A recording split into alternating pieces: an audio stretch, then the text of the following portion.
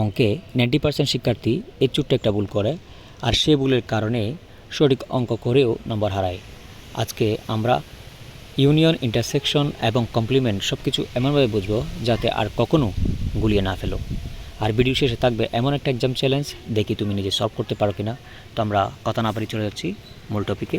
আমাদের আজকে আলোচনার বিষয় হলো অষ্টম শ্রেণীর গণিত বইয়ের সেট এই অধ্যায়ের সৃজনশীল 7 নম্বর আলোচনা করব। তো দেখো 7 নম্বরে বলা আছে, আমরা দেখতে পাচ্ছি এখানে সার্বিক সেট ইউ ইকুয়াল টু 1 2 3 4 5 6 7 এর 3টি উপসেট, ঠিক আছে। অর্থাৎ এ হচ্ছে এখানে x is to x square minus 6x plus 8 equal to 0, এটা হচ্ছে প্রথম সেট আর কি। বি সেট একইভাবে সি সেট আমরা সবগুলো নির্ণয় করব। এরপর আমাদেরকে প্রথম কাজ হলো ক নম্বর প্রশ্ন আর কি, অর্থাৎ পি ইকুয়াল টু 3 5 7 11কে সেট গঠন পদ্ধতিতে প্রকাশ করতে হবে, অর্থাৎ এটাকে গঠন পদ্ধতিতে প্রকাশ করতে হবে। এরপর এ সেটের সকল উপসেট বের করব। এরপর ঘ নম্বরে হচ্ছে বি ইউনিয়ন সি প্রাইম নির্ণয় করব। তো একে একে আমরা সবগুলো সমাধান করব। চলে যাচ্ছি সমাধানে। তো ক নম্বরটা আমরা দেখতে পাচ্ছি পি ইকুয়াল টু 3 5 7 11, অর্থাৎ এগুলো সবগুলোই হচ্ছে মৌলিক সংখ্যা। যেগুলো মৌলিক সংখ্যা হচ্ছে ওগুলা যেগুলো এক ছাড়া অন্য কোনো সংখ্যা দিয়ে ভাগ যায় না, সেগুলি হচ্ছে মৌলিক সংখ্যা। তো এখানে আমরা দেখতে পাচ্ছি 3 থেকে 11-এর মধ্যে সংখ্যাগুলো আছে, ঠিক আছে। তাহলে আমাদের গঠন পদ্ধতি কীরকম হবে, যে সংখ্যার মৌলিক সংখ্যা 3 থেকে বড় বা সমান এবং 11 থেকে ছোটো বা সমান তাদের সেটা আর কি, এটা নির্ণয় করতে হবে। অর্থাৎ 3 থেকে 11-এর মধ্যে অবস্থিত সংখ্যাগুলো। তাহলে পি ইকুয়াল টু আমরা লিখতে পারি, পি সেটটা কীভাবে গঠন কীভাবে করতে পারি, দেখো এক্স ইস টু এক্স মৌলিক সংখ্যা এবং 3 less than equal to x less than equal to 11, এভাবে আমরা লিখতে পারি। এখন আমরা ক নম্বর সমাধান করব। ক নম্বরে যেটা বলা আছে সেটা হচ্ছে অ্যাসেটের সকল উপসেটগুলো লিখতে বলছে আর কি। তো অ্যাসেটের উপসেটগুলো লিখতে হলে আমাদেরকে অ্যাসেটটা নির্ণয় করে নিতে হবে আগে। তো এটা উৎপাদককে বিশ্লেষণ করলে এমন দুটো সংখ্যা নিতে হবে যেটা যোগ বিয়োগ করলে 6x হবে এবং গুণ করলে হবে 8, ঠিক আছে, অর্থাৎ 8 হবে। তাহলে আমরা লিখতে পারি 4 2 8, অর্থাৎ 4 দিয়ে হচ্ছে 6, আবার গুণ করলে হচ্ছে 8। তার মানে এটা যদি আমরা ভাঙি, অর্থাৎ উৎপাদকে যদি বিশ্লেষণ করি, সেক্ষেত্রে x - 2 x - 4 আসে। তাহলে x এর মান আমরা কী পাচ্ছি, x - 2 ইকুয়াল টু যদি 0 হয় তাহলে x ইকুয়াল টু হচ্ছে 2, x - 4 ইকুয়াল টু যদি 0 হয় তাহলে x ইকুয়াল টু হচ্ছে 4। অর্থাৎ আমরা অ্যাসেটের মান পাচ্ছি কত, 2 এবং 4, ঠিক আছে, 2 4। তাহলে অ্যাসেটের উপসেট বের করতে বলছে আমাদেরকে। যদি দুইটা হয় সেক্ষেত্রে আমরা 2n চিন্তা করব, ঠিক আছে। উপাদান সংখ্যা হচ্ছে n, তো এখানে দুটো উপাদান দুইটাকে দিলাম, তার মানে 2 2 4টা উপসেট হবে আর কি।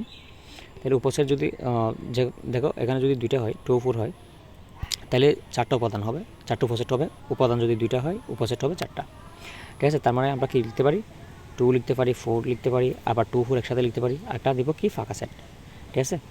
এখন আমরা 3 নম্বর ঘ নম্বর দেখব। ঘ নম্বরে আমাদেরকে যেটা বলছে সেটা হচ্ছে বি ইউনিয়ন সি প্রাইম নির্ণয় করতে হবে।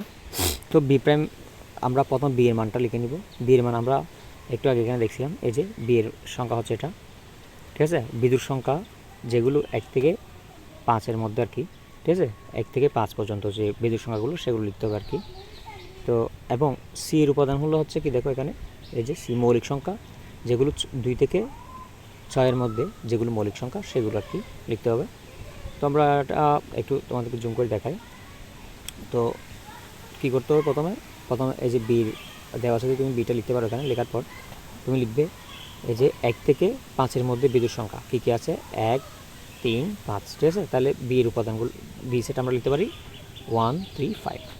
সি সেট কীভাবে নির্ণয় করবো, সি এর মানটা তুমি, সি এর দেওয়া আছে, সি এর মানটা তুমি এখানে লিখে নেবে, সি এর দ্বারা লিখবা। এখানে হচ্ছে মৌলিক সংখ্যা লিখতে হবে, মৌলিক সংখ্যা যেগুলো 2 থেকে 6 পর্যন্ত যে মৌলিক সংখ্যাগুলো সেগুলো। তাহলে 2 থেকে 6 পর্যন্ত মৌলিক সংখ্যা আমরা পাচ্ছি কি, 2 3 5। তাহলে সি সেট হচ্ছে 2 3 5, ঠিক আছে। এখন আমরা প্রথমে ইউনিয়ন ভিতরটা বের করবো, বি ইউনিয়ন সি। তাহলে বি এর মান হচ্ছে এই যে বি এর মান, সি এর মান আমরা এখান থেকে দেখে লিখে নিলাম, ঠিক আছে।